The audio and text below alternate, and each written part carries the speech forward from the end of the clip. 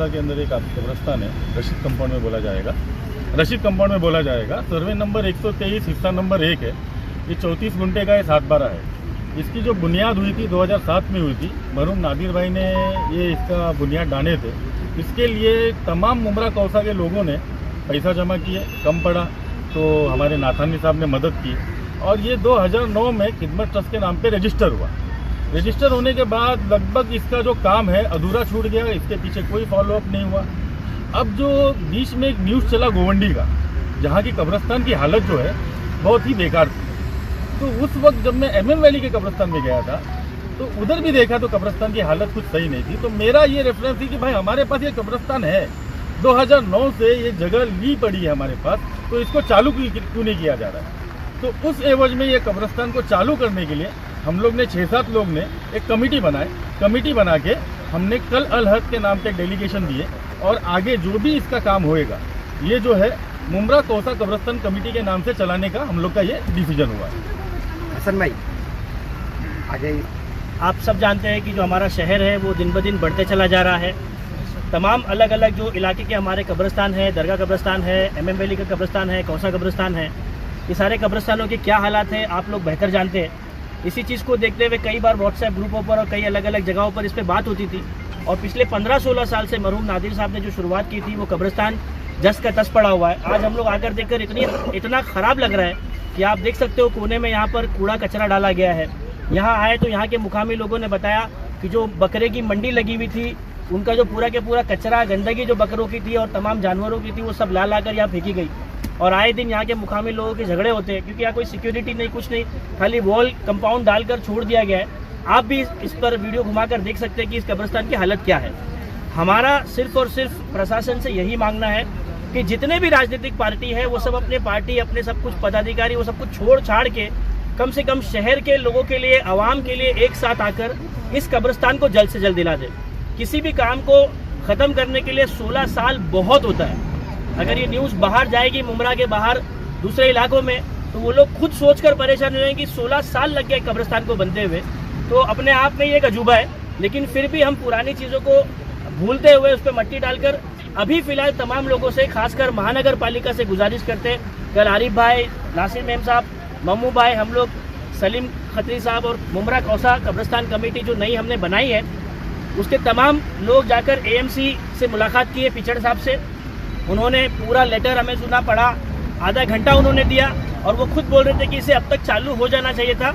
मेरे भी नज़र में ये नहीं था, तो वो खुद सरप्राइज थे सुनकर और उन्होंने बोला कि मैं मंडे तक के टाउन प्लानिंग डिपार्टमेंट में अपना जो भी अहवाल है, जो भी लेटर के साथ अटैच कर मैं अपनी बात टाउन प्लानिंग डिपार्टमेंट में लेके जाऊंगा। हसन भाई ये जो अभी तक कब्रिस्तान की शुरुआत नहीं हुई है, इतने दिन से पेंडिंग है, इसका जिम्मेदार कौन? इसकी रुकने की वजह क्या थी? इस चीज़ पर हम लोगों ने सुल्तान भाई ज़रा भी ध्यान नहीं दिया। इस पर बैठकर हमने बात नहीं की। जब हम लोग मीटिंग करने बैठे तो सबसे पहले ये तय किया गया कि पुरानी चीज़ों को भूलकर हम इस कब्रिस्तान को जल्द से जल्द कैसे शुरू कर सकते हैं, इस पर बात करते हैं, ना कि किसने किया, किसकी वजह से हुआ, इस पर वक्त न डालें। क्योंकि जो भी लोग होंगे हमारे शहर के, हमारे भाई होंगे, तो उन लोगों के ऊपर कुछ ठीकरा फोड़ने से अच्छा है कि हम सब लोग मिलकर, आप पत्रकार भाइयों का भी बहुत सपोर्ट लगेगा, बार बार इसके फॉलोअप होंगे, हम बार बार आपको बुलाएंगे। आप लोगों से गुजारिश होगी कि आज जैसा आप आए वैसे बार बार आना। जब तक ये कब्रिस्तान हम यहाँ के लोगों के लिए शुरू नहीं करते तब तक हम तमाम लोगों से गुजारिश करेंगे, प्रशासन से, हमारे तमाम नेतागण से, तमाम पॉलिटिकल, तमाम समाज सेवकों से, खासकर हमारे तमाम प्रेस के लोगों से कि आप लोग सपोर्ट करें ताकि इसे जल्द से जल्द हम लोग प्रेशर डालकर शुरू कर दें। हसन भाई 50 करोड़ रुपए आए हैं मुमरा और कलवा के विकास के लिए, तो क्या इस कब्रिस्तान के लिए भी कुछ पैसा आया है, कुछ मिलेगा? इस बारे में आरिफ भाई बता सकते हैं, फंड्स के ताल्लुक से आरिफ भाई बता पाएंगे। देखो कैसा है कि अभी ये कब्रिस्तान के बारे में, अभी ये जो जगह है, ये जगह खिदमत ट्रस्ट के नाम पे 7/12 घूमा था। उसके बाद फिर से जो इसका जगह मालिक था उसके नाम पे 7/12 घूमा, क्योंकि इसके अंदर जो एग्रीमेंट हुआ था उस वक्त ये TDR के बेस पे हुआ था कि जो भी इसका TDR मिलेगा ये 50-50% दोनों में आपस में बांटा जाएगा। तो वो TDR के मसले की वजह से ये जो मसला है अभी तक हुआ नहीं था। तो अब ये TDR का मसला जो टाउन प्लानिंग डिपार्टमेंट 4 माले पे वो क्लियर करेगा। तो इसके लिए हमारा ये है कि हम टाउन प्लानिंग के अंदर भी जाके बात करेंगे। एक जो है बिल्डिंग या रोड का जो भी है TDR महीना 2 महीने में क्लियर हो जाता है, मगर ये कब्रिस्तान का TDR को 16 साल क्यों लगा, इसका सवाल हम जाके टाउन प्लानिंग में करने वाले हैं। आप एक बात ये बताएंगे, यहाँ के एतराफ के नगर सेवक जो हमेशा मतलब बड़ी बड़ी बातें करते हैं, आज हो जाएगा, कल हो जाएगा, आज हो जाएगा, कल हो जाएगा, तो क्या यहाँ के नगर सेवक लोगों को मुमरा की आवाम की चिंता नहीं थी? कितनी बार उन्होंने आश्वासन दिया कि कल चालू होगा, परसों चालू होगा। तो ये TDR जो लाखों करोड़ों रुपए का रहता है, ये पैसा ही इस कौम के लिए रुका हुआ है। कैसा है मालूम है सरफराज भाई, ये इसके पहले हसन भाई ने जवाब दे चुके हैं। हम आपसी लड़ाई के अंदर हम अपने बेसिक फैसिलिटीज खत्म कर रहे हैं। आपसी पॉलिटिकल जिसका है, जो पॉलिटिकल है वो करे, हमको उससे नहीं नेता देना है। आज MM वैली का कब्रिस्तान जो है आज छोटा पड़ रहा है, ये सब जानते हैं। MM वैली का कब्रिस्तान भी छोटा पड़ रहा है। ये कब्रिस्तान एक अलॉट होने से श्रीलंका, देवरीपाड़ा, रशीद कंपाउंड, चरनीपाड़ा, मोतीबाग, ये पूरा जो है, ये पूरे पट्टे को जो कब्रिस्तान मिलेगा, 1000 कब्र इधर दफन होंगी इंशाल्लाह। एक दिन में अगर दो कब्र भी आती है तो 500 दिन का इधर बेसिस मिलेगा। MM वैली का कब्रिस्तान कम पड़ेगा। तो मेरा क्या बोलना है, हम आगे, हमारे आगे वालों ने क्या किया वो हम नहीं देख रहे। आगे क्या करना है ये कब्रिस्तान लेने के लिए, ये हम देख रहे हैं। हम पीछे का पकड़ के बैठेंगे, आपस में ना इत्तेफाकी करना, मुझे नहीं लगता कि इस वक्त वो सही प्रोग्राम है। जहाँ तक का हमारी मालूमात है, ये एक्चुअल है ना जो है वो TDR का मसला है, जो कुछ भी है। लेकिन TDR का मसला हल करने के लिए कोई 16 साल नहीं लगते उस चीज़ के लिए।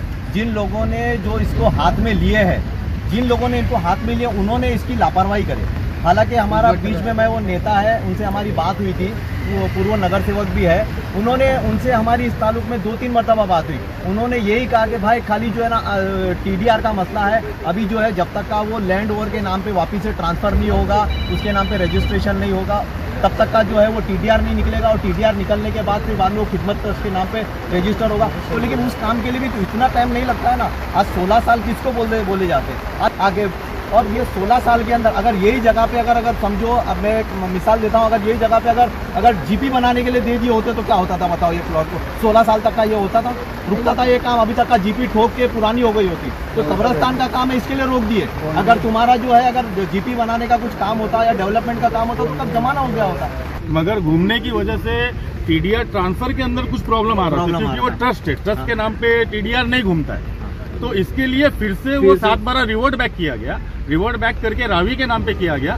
अब रावी के नाम पे TDR लेके, TDR के अंदर ऐसा हुआ 50-50% है। तो हमारा भी बोलना ना, TDR लेना कोई इतनी बड़ी बात नहीं है, पब्लिक फैसिलिटी है, एक यूटिलिटी है। इसको तो महानगर पालिका जो है, इसको TDR दे के फिर कलेक्टर को हैंड ओवर करके फिर इधर दफन करने का परमिशन देगी। तो ये हम चाहते हैं कि ये बारिश चालू हुआ है। आप MM वैली में जाके एक वीडियो देख लो, तोसा कब्रिस्तान देख लो, वहाँ लोगों को तकलीफ है। मुश्किल से 1 हफ्ते का काम है, 1 हफ्ते के अंदर चाहे तो महानगर पालिका इसको हैंड ओवर कर सकती है। बोलो। देखो हम लोगों मैडम आज यहाँ पर आप कब्रिस्तान के मुद्दे पर आई है, क्या कहना चाहेंगे इस पर? देखो अस्सलाम वालेकुम। ये कब्रिस्तान के मुद्दे पे देखो हम लेडीज़ लोग भी जमा हुए हैं यहाँ पे। तो यहाँ पे इतनी फुल तादाद में आबादी है और MM वैली कब्रिस्तान का बुरा हाल है, तोसा कब्रिस्तान का बुरा हाल है। ये जगह आज 16 साल से पड़ी हुई है, जो कि ये मेरी फ्रेंड खड़ी हुई, इनके अब्बा ने इस जगह के लिए 20 साल लड़ाई लड़े, वो आज इंतकाल भी हो गए, इस दौर में है भी नहीं वो। आज उनकी बेटी खुद आई है इस मुद्दे के लिए, यहाँ पे ऑब्जेक्शन लेने के लिए। और मेरा ये बोलना है, जब इतना फंड मुमरा में पास हो रहा है बिल्डिंग बनाने के लिए, हर चीज़ के लिए, तो कब्रिस्तान के लिए क्यों नहीं हो रहा है? अभी 50 करोड़ का बोलता फंड पास हुए। दूसरी और भी कमेटियों को मैंने देखी हूँ कि उनको भी 2-2 करोड़ रुपया कब्रिस्तान के लिए मिला है। जैसे अभी कच्ची कब्रिस्तान के लिए भी 2 करोड़ रुपया दिया गया है, तो इस कब्रिस्तान के लिए क्यों नहीं दे रहे? अभी जैसे भाई ने बोले बिल्डिंग बनाने के लिए अभी परमिशन दो, 4 महीने में बिल्डिंग बिक भी जाएगी पूरी बन के। तो ये कब्रिस्तान को आज इतने साल हो गए क्यों रुका पड़ा है? इसके लिए क्यों नहीं कुछ कर रहे कोई? चैनल को सब्सक्राइब, लाइक, कमेंट, शेयर करें और बेल आइकन दबाना ना भूलें।